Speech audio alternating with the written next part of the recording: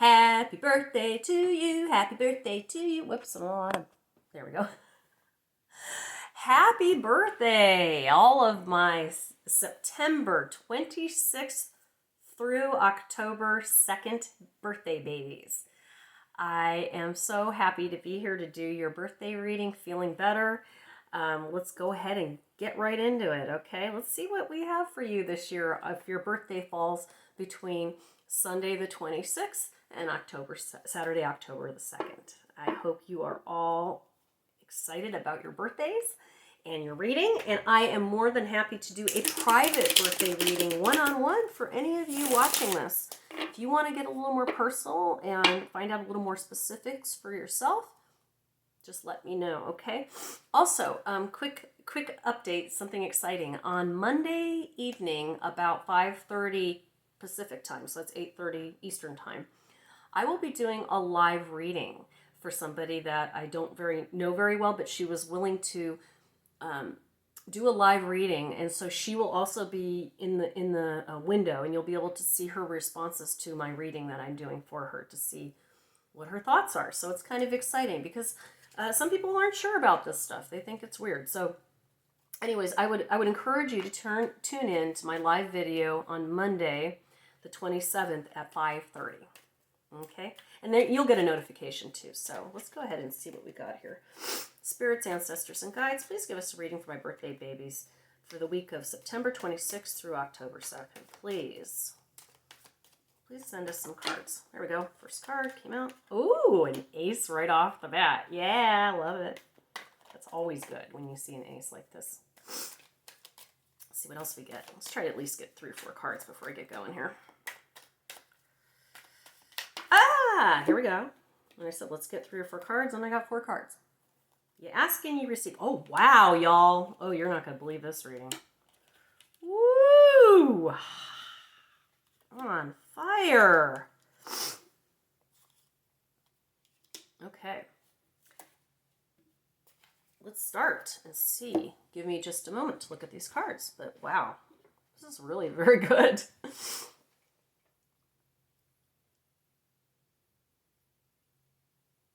All right. Yeah, y'all. Okay. Oh, wow. This is one of the better ones I've seen in a long time. Okay. First card we got is the Ace of Wands. Wow. Ace of Wands.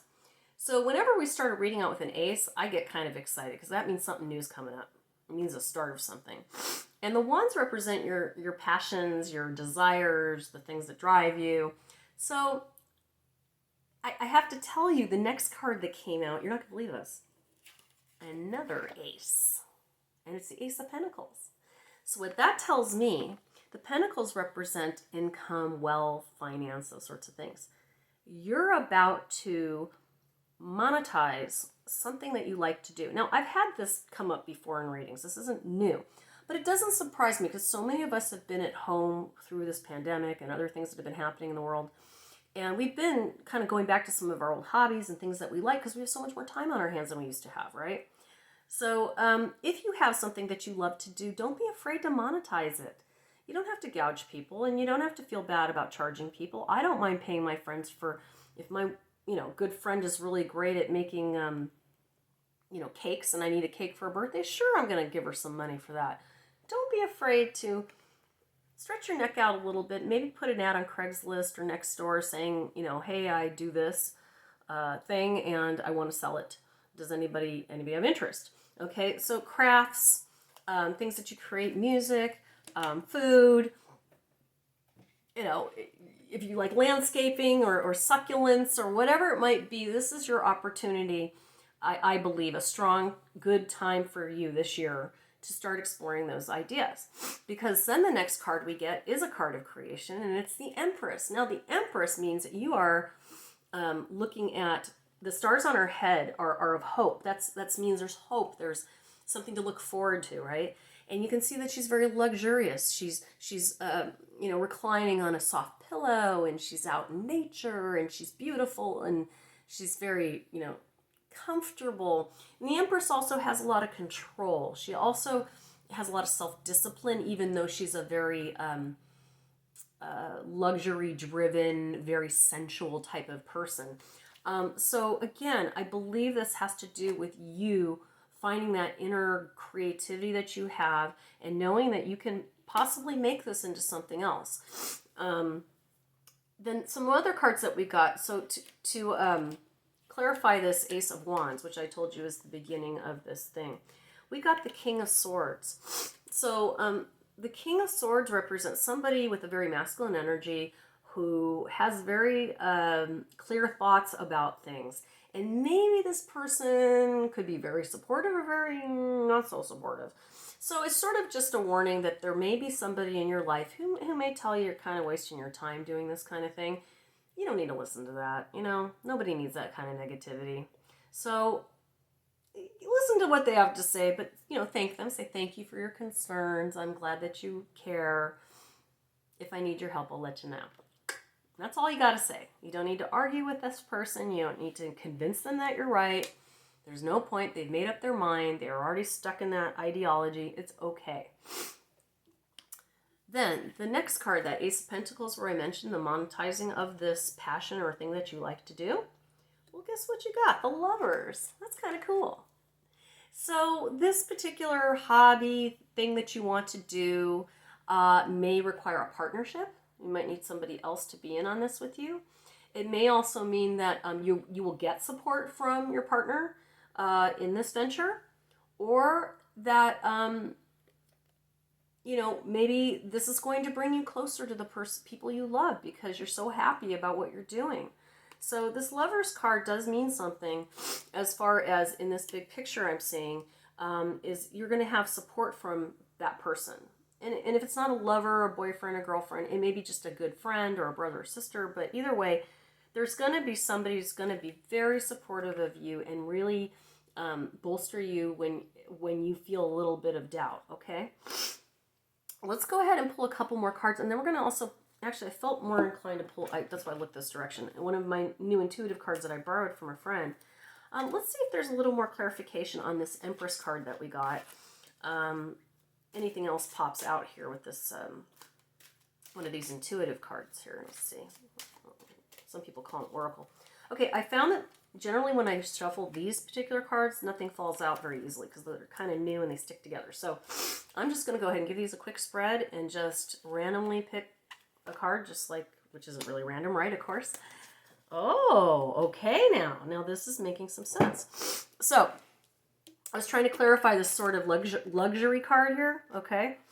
Well, guess what pops up? Vacation. See that? Vacation. You can have like a Hawaiian vacation maybe, or tropical. Ooh.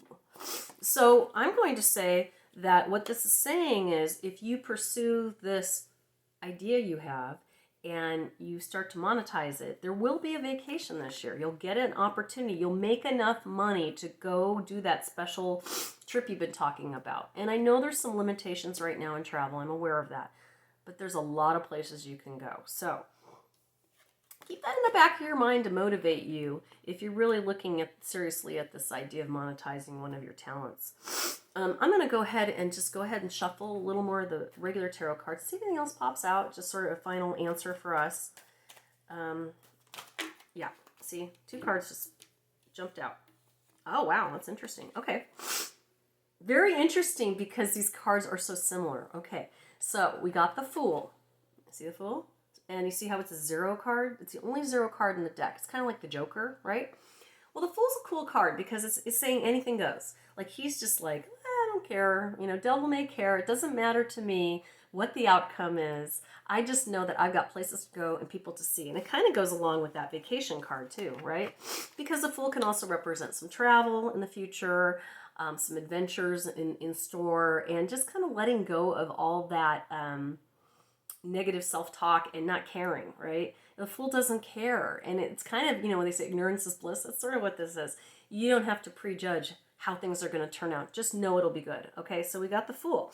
But then the next card that popped out is the Page of Pentacles. So if you look at the Fool and the Page of Pentacles next to each other, they're almost kind of the same idea. They're sort of looking to the sky, they're looking up. And the Page of Pentacles, again, has to do with finance. But a page generally means that there's a message coming to you of some sort, or an aha moment, some type of clear message that's going to also help you. So keep an eye out for that Maybe it'll be in the form of a business loan or somebody who's looking to invest. Or maybe it will just be figuring out the best way to network or market your new idea. And again, I feel very strongly this is very, very, very positive. So don't be afraid, okay? You got stuff going for you. I'm going to pick one more of these, and then we're going to see what's at the bottom of the deck for our final thought, okay? It's funny, I got this card earlier, and I did randomly pick it. We got body movement again, okay? So I'm going to say what all it's saying is, when I say body movement along with vacation, is like do something that active, okay? Physically be active. A vacation, not sitting in a lounge chair drinking pina coladas all day, although there's nothing wrong with that, and you should do that. But maybe find an activity: surfing, skiing, hiking, bicycle riding, walking, fishing. So I would say this vacation, it's important that you're doing something, not just sitting around, okay? That's what I get from that card. And then the final card, oh, interesting. At the bottom of our deck is the Six of Swords. Okay, now that, after all these positive, pleasant cards, it doesn't look like a very good card, but it's not a bad card. It's just saying you're going to have to do a little bit of navigation. You're going to have to go around a few little bumps and ruts in the road, or you're going to just have to kind of take over. And people that are working with you may need your guidance, but that's okay because you are totally ready for this. So it's just looking ahead to the other side, to the other shore, and navigating around in that, and you can do it. So the overarching energy of this reading is you've got this new project, and it is going to result in some money, and it is also going to allow you to take a vacation. And I think that's wonderful. I think everybody needs a break once in a while. So happy birthday, y'all, and I hope you have a wonderful day, and tune in on Monday the 26th at 5:30 Pacific time, 8:30 Eastern time where I am. We are going to do a live reading with a friend of a friend named Alicia, and she's beautiful and lovely. I don't know her that well, but she is being so kind as to allow me to do a live reading with her here, so you can see her response and her reaction to my reading. So that'll be something new we're going to do. Anyway, you have a wonderful birthday. Happy birthday. I love you all. Bye.